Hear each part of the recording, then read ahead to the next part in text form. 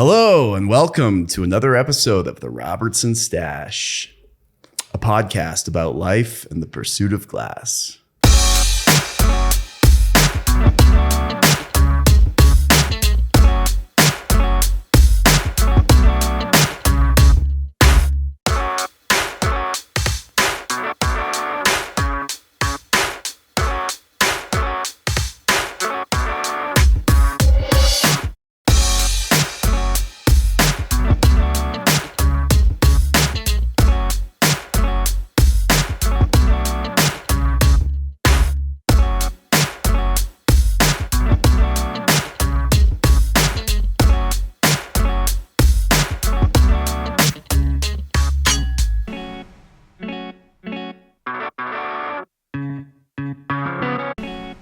Today, we have a very special guest, Ryan Connolly, Grassroots. How you doing, dude? What's up, guys? How are you?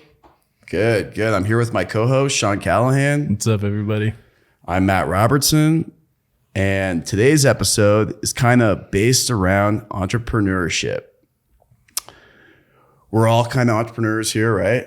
But I'd like to see who can actually spell entrepreneurship. No way. Oh, you want to have, okay, nobody? All right, I can't either, but. I've got it printed out though. So okay, we do? It's on, oh, no, not ship. Okay. All right, who can spell ship? S-H-I-P. Ryan, I just want to thank you for coming on the podcast today, being a part of this. We've worked together in the past. We've done some collab merchandise and whatnot. We've been turned to scientists together. Both of our daughters are the same age. They're best friends. Yep, love it. We have mini little snowboarding competitions to see who goes faster on the hill once a year. Yep, excited for that one this year. Yep. How'd you guys meet? That is a good question. We were hoping you could answer that. Well, we've been to, many trade shows together and, traveled to Amsterdam, Spain, Vegas, Denver. And Grassroots is a clothing company that works with different counterculture artists. And, Matt and I kind of are a little bit crazy and different and a little bit out there. Crazy like a fox. Yeah. And we kind of just bonded and gelled together, but nobody really knows how we manifested our presence together. But, maybe one day we'll get to the bottom of that. We'll have to ask maybe Goldie or Layla when they're older. Yeah. But yeah. So, dude, let me ask you, how did Grassroots get started?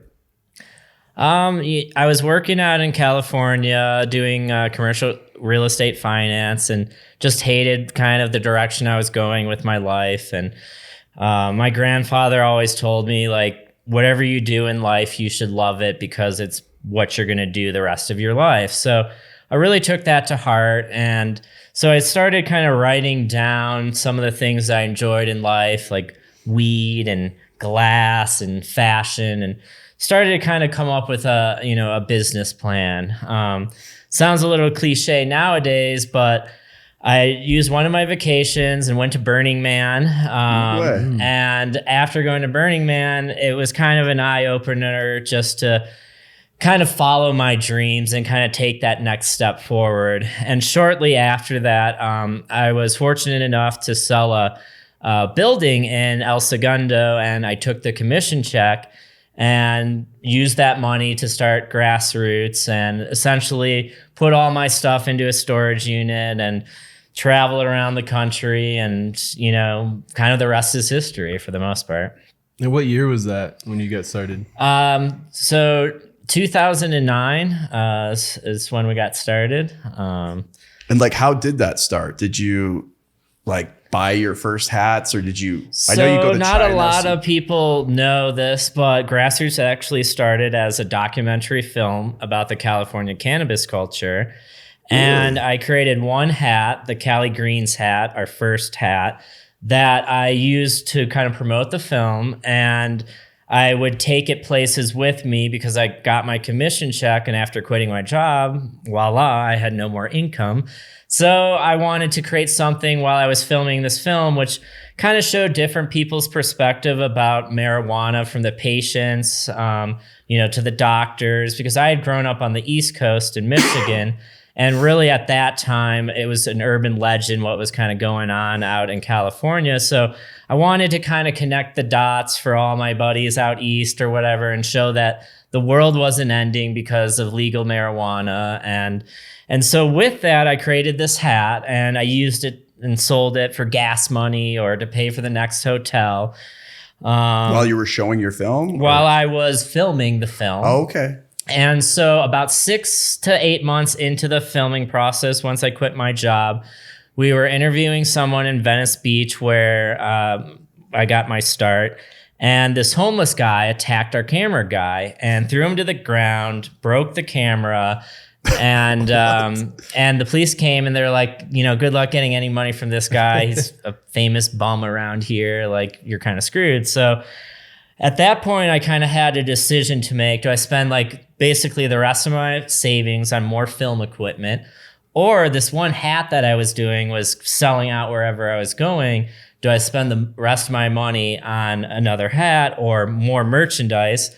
And at that point, as many people like to say, I pivoted and converted all my energy and money away from the film and into just the merchandise side of things. Wow. And from there, we started donating back to different marijuana law reform, started using hemp. We're one of the first companies to kind of make merchandise for glass artists and dispensaries and seed banks, and kind of the counterculture, because at that time it was really kind of frowned upon almost. That was before legalization. Yeah, before legalization, where New Era didn't want to work with a glass company or a dispensary. So at that point, I was like, hey, if they don't want to do it, they were my favorite hat company at the time. Like, well, why can't I do it? That's a sweet story, man. Thanks, man. Yeah, I didn't know that. So it all started from the film, and then the byproduct along the way was the hats. And and so from there we kind of evolved, and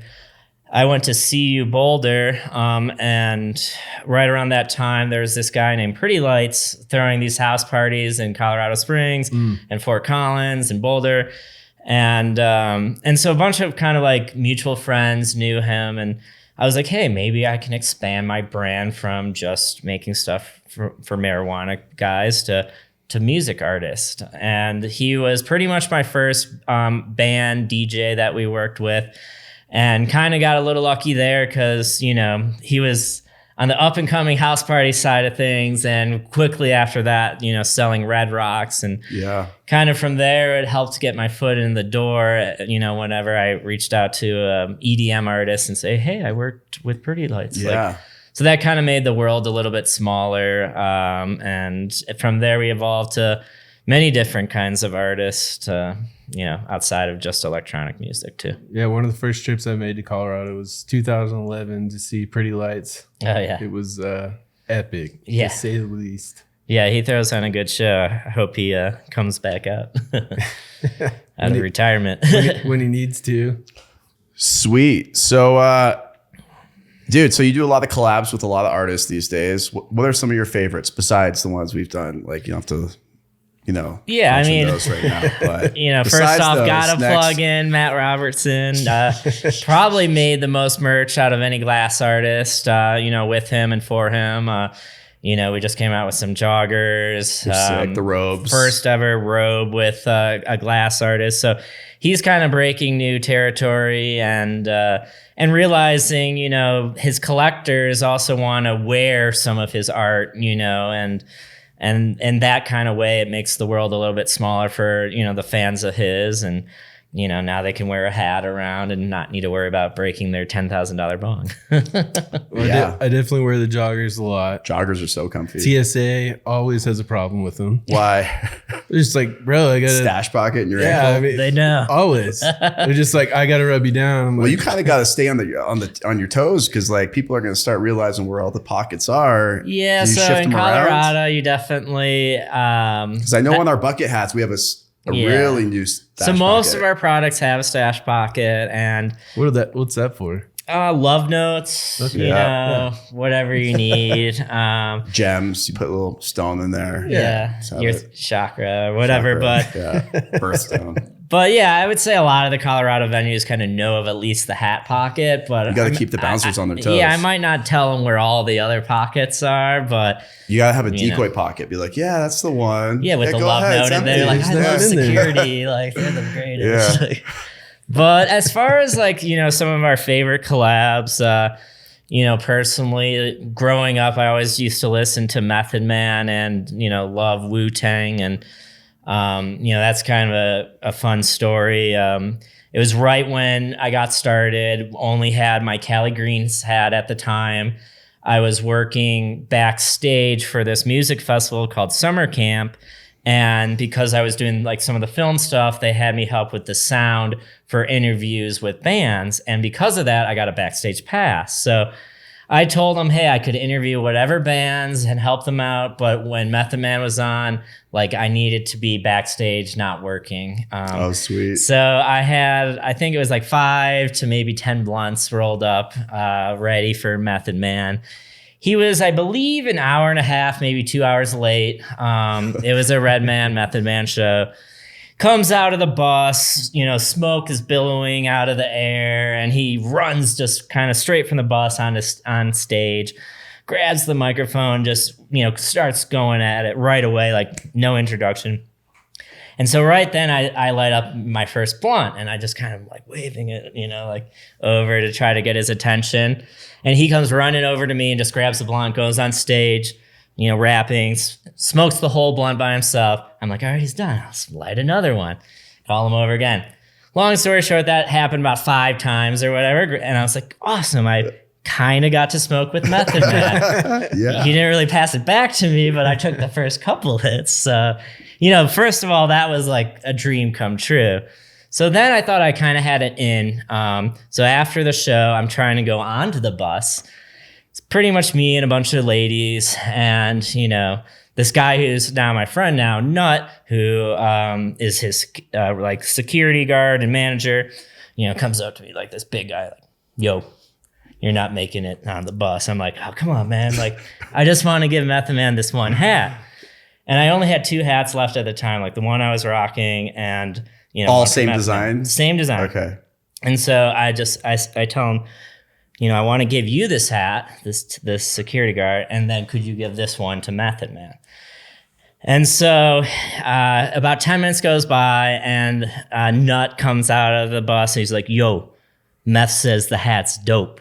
And I was like, fuck yeah. Like, and the rest of the festival just made my day. I was like, yeah, Method Man likes my hat. Like, I didn't really think anything of it. So then about a week or so goes by, and I get all these texts on my phone one night that Method Man is wearing my hat on the Carson Daly Show. Oh, shit. And so he's got a green flannel, green sneakers, and my green hat, like totally matched everything. That's awesome. I was like, holy shit, maybe he does think my hat's dope. Yeah. And so after that, it became like a full on, like, all right, who's this Nut guy? Who's his manager? How can I get a hold of Method Man? And it just kind of became about 1.5 years of pursuit of me trying to hunt him down. And he played at Boulder, Fox Theater. And I brought a bunch of, at this point I might have had 5 designs. And so I brought all of my designs down to give to Method Man, and also brought an extra for the security. And, they gave me backstage. I was like, oh, maybe I'll get to smoke with him again. And this time we also designed like about, I think, 6 hats without him knowing. Just we're like, hey, like, you want to check these out. With the Method Man logo? With Method Man logo on it, just to like for him to see. Yeah. And so, I didn't get to smoke with him that time, didn't really hang backstage. And I kind of was just like, well, this is cool. Like, I have a connect. And then at like 4 a.m. that night, like, yo, Method Man likes hat number 2. Method Man from likes Nut. hat number 5 from Nut. Like telling me all the designs that we had sent him, like which ones he liked and what changes. And then now, it's been about 10 years we've been working with him. We actually just signed a contract to handle all of his fulfillment for his weed company for his merchandise. That's amazing. So yeah, it's been kind of like an ever growing relationship. And so he's kind of like a pivotal dude that you came in contact with. I would say very similar to Pretty Lights, as just in the hip hop world. Once you name the Method Man as an artist, like different hip hop guys are listening, or really anyone. He's kind of like a character in the music scene and pot scene. Yeah, he's kind of everything. So amazing. I really did kind of get a little bit lucky at the beginning, kind of landing like these really amazing, talented artists, and then there just kind of became fun. Like, all right, who else do I want to work with? Like the legend Matt. That's the only reason why I signed with you guys. No, but yeah, so. That's a great story, dude. Thank you. An amazing story. What kind of challenges have you had along the way? I mean, we just got through COVID, which was definitely, very stressful. We were able to, pretty much keep all of our staff. We did downsize during COVID as far as our retail stores.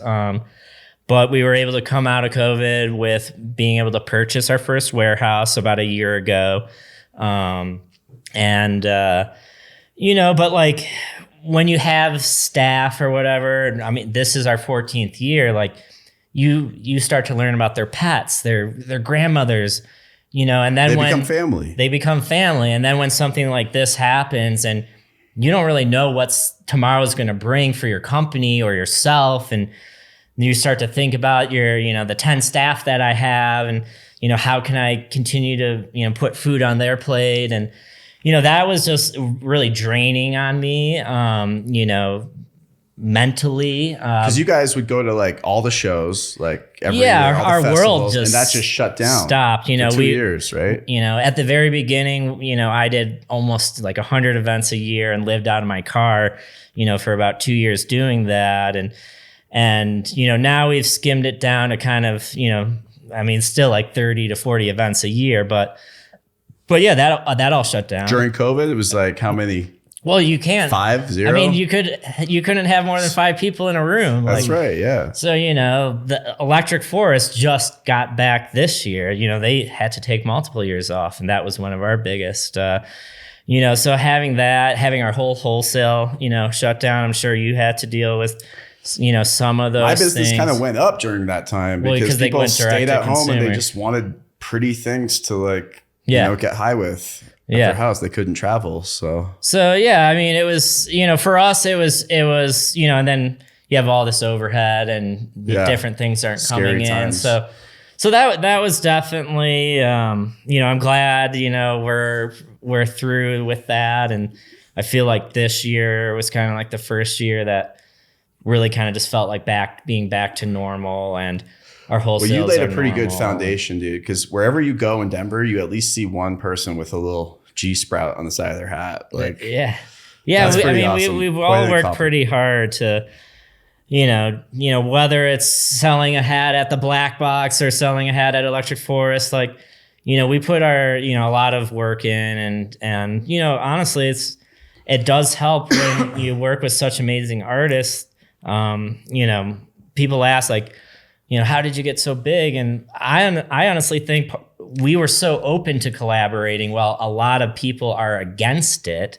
I think that's kind of changed now as of recently. You see everyone want to collaborate with everyone. Yeah. But, it does make the world smaller. When you work with, Matt, I now have, a slice of the glass community's eyes watching me. Same with Method Man with hip hop. I'm really excited about this winter. We're releasing one of our biggest collabs with Never Summer Snowboards and Stanley Mouse, who's done a lot of the Grateful Dead artwork. And we're coming out with a snowboard with Never Summer, and we're doing a whole garment line with them. And, again, some of these things are like surreal when it's like, man, like I used to listen to the Grateful Dead or Method Man growing up, and now I get to work with Jerry Garcia and Trixie Garcia's, his daughter and his foundation, and Stanley Mouse, and so like those are the things that kind of like bring, happiness to me and hopefully happiness to the fans when they get to see like, different people's artwork on different merchandise. Do you remember when we went to Beaver Creek and we went out for that fancy dinner and then the waiter, oh yeah, he was like, "Oh my God, you were wearing the new Crown Royal Grassroots hat." He's like, "Where did you get that hat, man?" It's like, I don't know. I'm the owner of this company. He's like, "What?" We made that guy. Like, God, what was his name again? You never remember. Donahue, dude. Donahue, shout out. Love you, buddy. That was when we went snowboarding with him after, and then he basically let us shut down the whole restaurant. We won't name the name of it, but we got to smoke it out. That was cool. We did smoke it out. I was like, "Is it cool if we smoke this joint?" Yeah. He was like, "Yeah, whatever you want." And then we went snowboarding with him the next day. He kept bringing us whiskey. Yeah. That was a good time. That was a great time. That's when our kids were just getting into snowboarding, right? Or they were in. Were they? I feel like they were into tobogganing. Yeah, sure. Yeah. No, we went sledding. Yeah, it was a little dangerous. Yeah, yeah, we were tobogganing on a ski hill, like hoping that the other parent would catch their kid before they went down the hill. There's a lot of trust. I had to like dive and catch. We both maybe saved each other's kids. Yeah. But yeah. Oh, that's great. Good times. That's great. So what's next for Grassroots, dude? I remember you were telling me about this website with like all sort of festival gear related things that you guys are big into the festival scene. Yeah, I mean, honestly, are you guys going digital? You got NFTs. Like, where's the future? We bought the warehouse, with the understanding that, we don't know the future of retail. We don't want to be the next Blockbuster and hopefully our website is, it's our moneymaker. So I decided to kind of put all my energy and eggs into the website, which included buying a warehouse. And, hopefully for the next 100 years, we're selling stuff online. But I don't know if for the next 100 years, people are going to go into a store and buy something. So kind of have to evolve and adapt to, kind of that. So for us, it's just been improving our website. During COVID, we came out with an app that, makes shopping easier for our customers. Like I just mentioned, we started taking over to Cal's fulfillment, Method Man's Weed Company, for all of his merchandise. So that's another area where I'm kind of just, I guess you could say, dabbling in and seeing if there's money and opportunity, in the fulfillment side of things, now that we do have a warehouse. And yeah, we might create like a marketplace within our website that, has, the top hemp bag companies. One-stop shop for festival goers. Yeah. Like, imagine being on lot, and walking down Shakedown Street, virtually, but now online. So that's an idea, now that I guess it's out there in the world, I'll have to, you should buy an Oculus so you can start getting into it. Yeah, I was thinking, I haven't seen a lot of your shows, but maybe you guys should have like a, can you beat Matt on Oculus segment or something like that? No, no one can. That would be great. Yeah, I'll bet $100 on whoever can beat me on Oculus. But yeah, I enjoy what we're doing at Grassroots, and we're lucky that we have a really great team in place. Max, my right-hand man, amazing. Actually, it was just his 10th year anniversary. That's and right. I told Matt I wanted to make him something special for, just appreciation. And so he made him, a custom piece with diamond little eyes in it, because that's the 10th year, stone or whatever.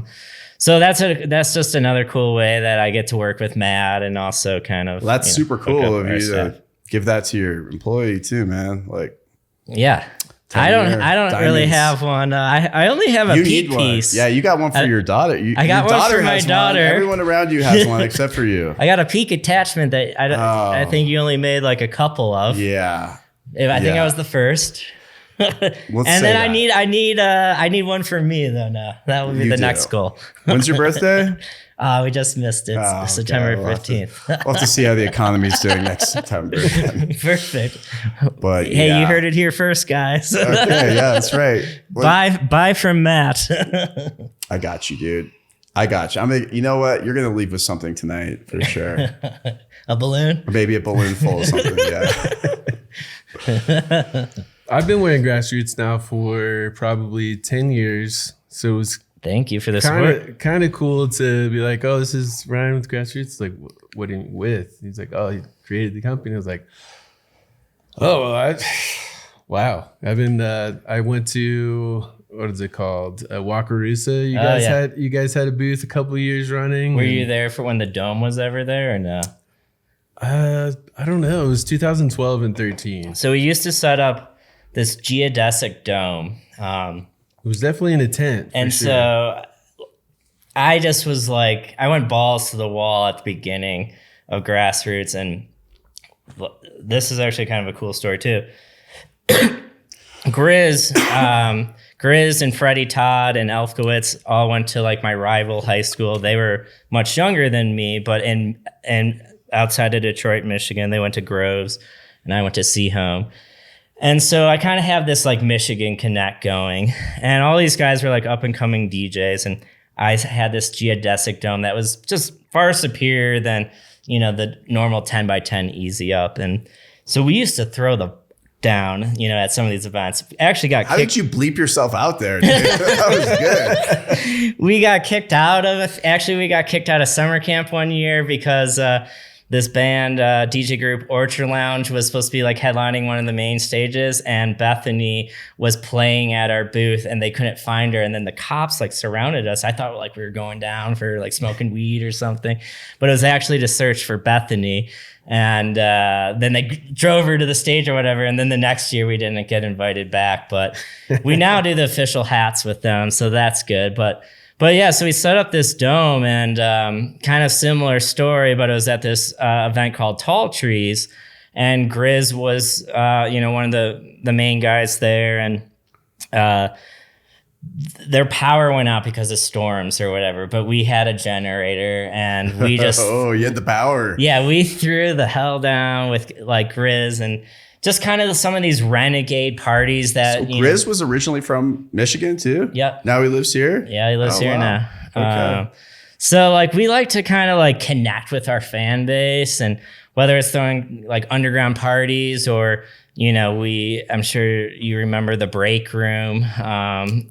Oh, I do. And wasn't there some drama about that with like some... Yeah, so we got raided on 420 because... Basically, on 419, I'm really bad with years, but it was about 5 years ago or so, maybe a little longer. When But the rules were just changing, right? it was kind of a gray area. I had just gotten married, and I was living in the back of my store. And once we got married, I raised everyone's pay so we could all leave the store, because there was about 4 of us living in the back of our first store here in Denver on Larimer St. I'm like, oh, what do I do with all this new area? Because it was like two units, a live work area and then our store. Yeah, it was like 2 area. floors too, but in the back. Yeah, so, you know, the weed just became legalized. I hit up my lawyer because all of these kids were coming into our shop like, hey, I just bought weed like next door. Where can I smoke it? And if I recognize the kid from Lot or whatever, I'd be like, come back to my bedroom, or, you know, now an empty room at the time. And then I'm like, man, this is happening a lot. Like, is there not a place for kids to smoke out here? So I go to my lawyer, and who had just created Club Ned in Netherlands, which was like the first smoking club in Colorado. And I was like, hey, can I do that in Denver? He's like, yeah, you know, it has to be BYOB, like bring your own bud, you know, it has to be, you know, 21 and over, got to do this, and this. Basically had a laundry list of things like to make it legal. But sign your name down. It's a private. So it was called the break room. We weren't allowed to advertise, but we went to all the dispensaries, and, you know, I was friends with a lot, and I was just like, you know, give this person an invitation card if they ask for a place to smoke. And then they would come in and it looked like a normal hat store. And if the person knew to ask, like, hey, is there a break room here? Then we would give them the proper paperwork, ID them. And so we were open for just over a year. We had 5,000 people come through, never had any issues with anyone. The biggest issue was sometimes there's a couple kids who ate too much edibles. And you had a back door for that, right? Yeah. Throw them out. No. It's in the Amsterdam, kind of like I learned this one in Amsterdam. Like you just give them a Coca-Cola or something with sugar, and you just kind of sit them down. And I Americanized it by turning on The Simpsons, and I said, hey, there's a blanket. I'm going to come back in 20 minutes, and if you're not doing better, we'll go to stage 2. And there was never a stage 2 because after 20 minutes, they were calmed down. Just weed, man. Yeah, it's just weed. So, long story short, like the day before, Cheech and Chong was at the break room. We had all these artists like coming through, and then all these Chris Jetter, all these other clubs got raided the day before, but they were selling, weed. And I was kind of like, hey, maybe we're good because we're not doing, the selling portion of it. But I told my team we need to be on high alert, just because, that's just how Denver works. So about 20, cops come rolling in on like 4:20 morning, and basically kind of like guns blazing like the movie. I go to the guy wearing the necklace badge, and I'm like, hey, can I help you? And he's like, oh, why we're here, blah, blah, blah, like trying to be, all macho. And I hand him like the letter from my lawyer, because my lawyer's like, you don't talk. Like, this is the letter from the lawyer. This is my license that has my ID here, like blah, blah, blah, all these things. And they were really confused on the phone to the DA. The DA said, like, just write him up for everything and I'll deal with it later. And long story short, like, we got a $72 fine. That was all we got. But the biggest punishment was the cops went after my landlord and said if he didn't kick me out, they'd bring the case onto him. And I already had an agreement with my landlord. Like, I showed him the letter beforehand, he knew what we were doing, and he was like, oh, this is totally fine. For what reason though? Is it zoning or? We were just ahead of our time, essentially. Now, literally, now you probably be in the same spot, do the same thing. Just right now, Tetra Lounge, I believe, just got their first license. The Patterson Inn, where Scott works, they're opening a smoking club. So they were the first two, right? This is like 6+ years later, and nothing has been going on. So in that sense, Colorado's a little behind, but like that's what I wanted to create in my company, is just the community of like, hey, you can come in the back of my store, and if you're of age, you can smoke, and we can talk together, and and it was a great time in Grassroots, and but yeah, that was, I guess, another one of our kind of going through a court thing, all that You're stuff on the forefront of this whole like brings cannabis stress, and how am I going to pay for the staff, and all these things are going through your head, and then the judge is like, we're going to give you the lowest fine possible. $72. Wow. And you were about to have a heart attack, like how much money did it cost for all the cops to come and like raid your spot? It must have cost the city so much money. And shortly after that, they stopped doing those types of raids, and actually a lot of these underground clubs just basically got kind of grandfathered in, as far as like they'd stopped raiding them. But now some of these clubs actually have the official paperwork that you can do it. But there's still so much work that needs to be done in Colorado and Denver. I'm not a big fan of our mayor right now, but that's a whole different. That? Mancock. Hancock. What's his first name? Michael Hancock. Okay. Who's the governor? The governor is Jared Polis. Okay, so I like Jared Polis. He's definitely pro weed, but how Colorado works is each county has their own rules, so they can decide, do they want a smoking club, do they not? So the city of Denver actually voted in that they wanted smoking clubs, and they were fine with it, but it took them so many years to get the paperwork and the people to do the permitting. Is it? There's so much red there's tape. There's brothels beside these like. Well, all right. So there's now another one in Adams County that's legal. So this is a They're first like grandfathered one. in. Well, yeah, but this is JD's is the first dab bar in Colorado where you can actually buy the product and smoke it on site, while these other ones like Touch Lounge and the one that's opening up in Denver, BYOB. Okay. BYOD or yeah, whatever. But so yeah, I mean, as you can see, but yeah, so what I learned by going to JD's is next door, I guess there's 5 brothels apparently in Colorado that are legal. That like from the Buffalo Bill days. And yeah, one's right next to the dab club. So maybe there's dabs and strippers. I wonder if there's any like smoking lounges that have been grandfathered in. Probably not, but now there is actually. My neighbor, where I got raided on Larimer, was a cigar bar for tobacco that got grandfathered in.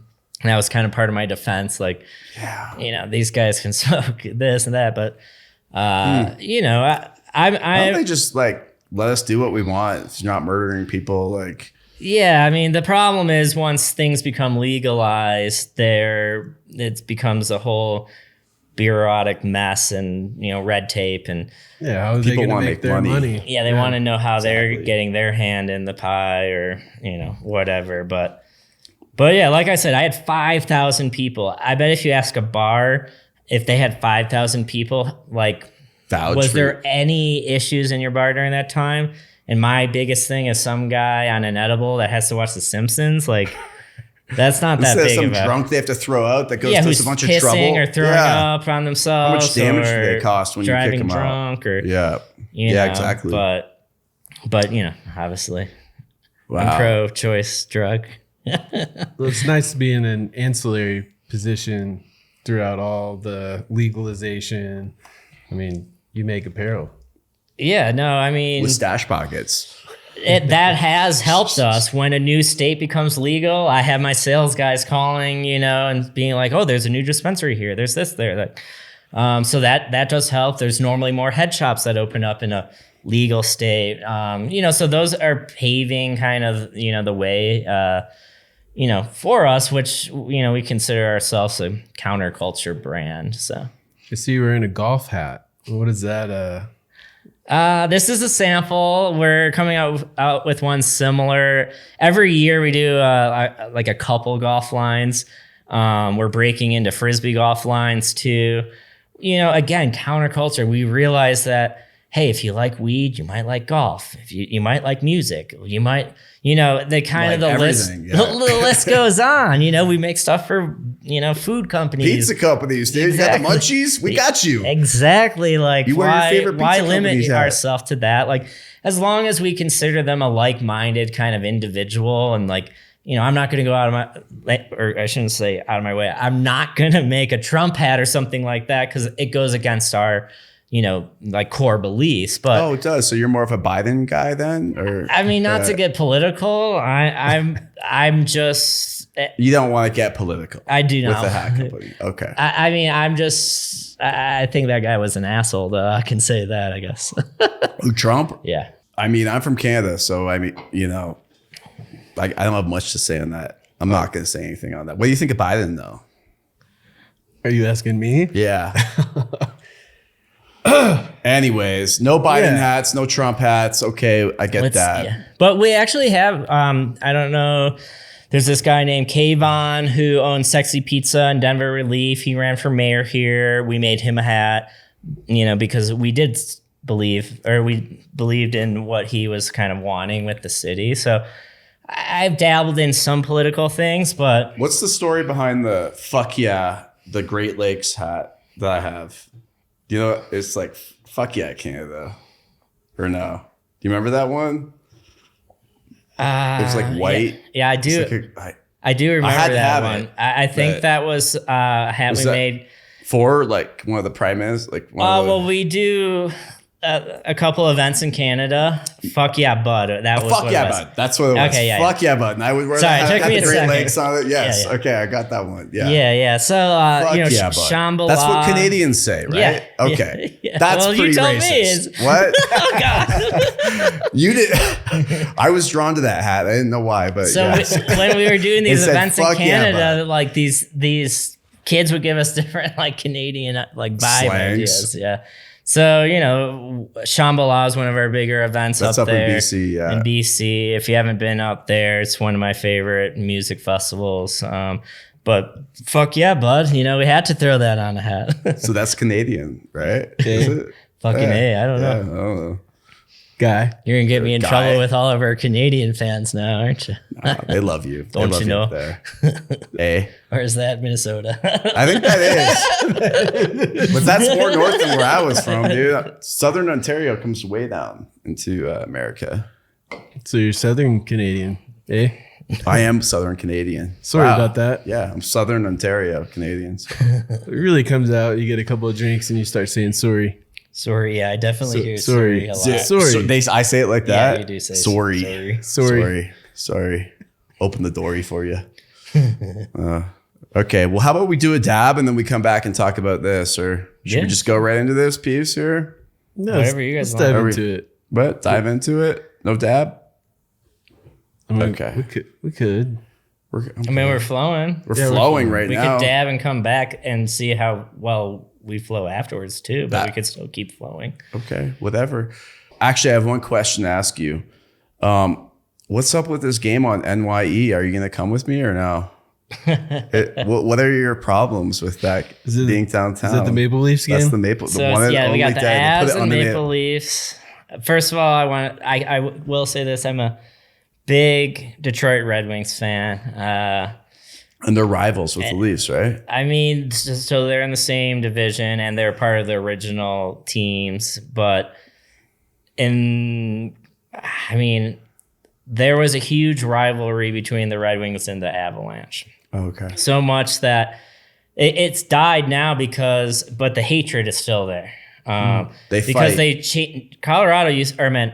The Red Wings used to be in the Western Division, which made no sense, but they were essentially played the Avalanche every year.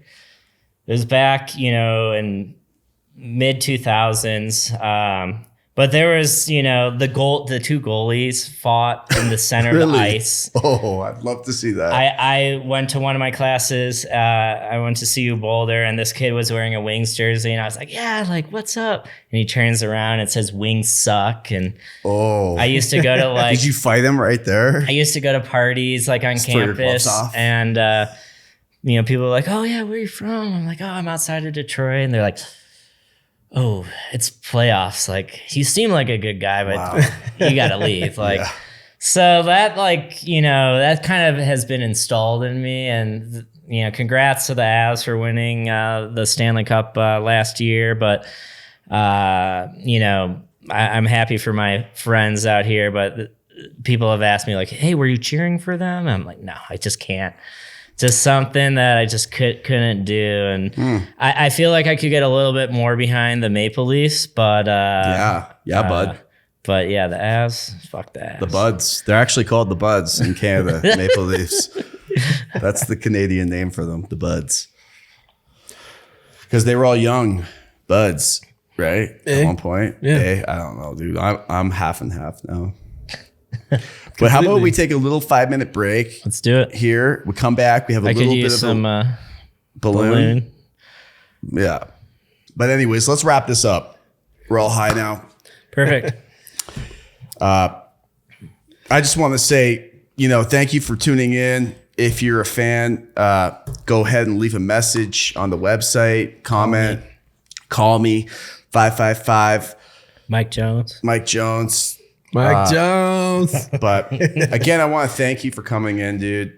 You got one more little story. We got 5 minutes left. You got something about what were you saying out there backstage? I can do a PG version of the story real quick. Okay. Well, PG for the free listeners, and then we'll. But I was living in San Francisco for about 1 year on Haight in Central. Okay. we came back to my house after the San Francisco Cannabis Cup, and we had Keith Murray there, who's old school hip hop artist. I remember. And needless to say, he tried many things that night for the first time. I was kind of in an alter ego weird mood where I was calling myself Hanson. And you guys striking resemblance. I mean, it's kind of when I get really drunk, I bump Hanson. I kind of just to see how long people can. So when you get really drunk, you turn into Hanson. Yeah. When you do mushrooms, you become a scientist. Yeah. I love this. Okay. So, anyways, like I'm just kind of acting a fool, and Keith's loving me. He's calling Puff Daddy, like saying all these things, like we got to get this company and Hanson on a reality TV show, and then things kind of quickly make a turn for the worse. Keith is no longer really functional. There's actually a little YouTube clip on the internet. We'll find it. We'll post it up on this. Where he actually slaps me in my kitchen, and I fall to the ground and wearing all this boa and because he found out that I wasn't Hanson. And I was just Ryan Connolly. That's when he slapped you. And he got mad. So I hugged him and I embraced him, and I looked him in the eye and I said, that it was no harm. I was just, in an element. Like I meant no disrespect. And then he just takes off my sunglasses and he looks me in the eye and he sang to me the most beautiful thing, which is literally the most beautiful song in the world. It's about his mom and his relationship, and pretty sure tears kind of ran down my eye or whatever during it or whatever. But long story short, he leaves the party. I think it's the last seeing him or hearing from him. I actually fly to Maui the next morning, and when I land, I get all these voicemails from Keith's manager being like, where the heck is he? He's supposed to be playing a show in New York. You were the last person to see him, blah, blah, blah. And each message was getting progressively worse. Fuck. I was starting to get real worried. Like, he just sung to me. I don't know where he is. Yeah, but the last message, luckily, was, we found him. And he hung up. So, be careful who you're partying with. You never know, what people have done a rosin dab or whatever. But yeah, that was kind of like my most interesting moment, getting high with, I guess, a celebrity. I have to see this YouTube video. That's actually out there on YouTube? Not the actual slap, but we did a reenactment. You and Keith Murray? Yeah, he's he was that cool that he did the reenactment. Well, yeah, we were just vibing afterwards because I told him, hey man, I was just fucking around. I'm not Hanson. That's a great story. We still have our daily feature here. I picked this one because me and Ryan here, we go on bike rides every once in a while. We're a little bit... We've been trying to work out a little bit more together. We've been doing mountain biking. Yeah. We last about a mile and a half, 2. I think it's more than that, but we're in the moderate to easy category for mountain bike trails. But I picked this dude today. This is a piece I did many years ago. It's my grandfather's old stationary exercise machine there. I love it. But we all, we could all use a little exercise, It's good. Mike just put a computer on your bike. I saw it. He did. So now I can track how fast I go. And he had one, and our average was 4.9 miles on our little bike ride. Uphill, straight uphill. Yeah, I got to say that. Yeah, it's uphill. Not impressive otherwise. Uphill. Average, though. Average. Let's wrap this up. That was a great time. Thank you very much for coming through. Of course. I'm Matt Robertson. Sean Callahan. And Ryan Connolly. And this is another episode of the Robertson Stash. Thank you. Later. Peace.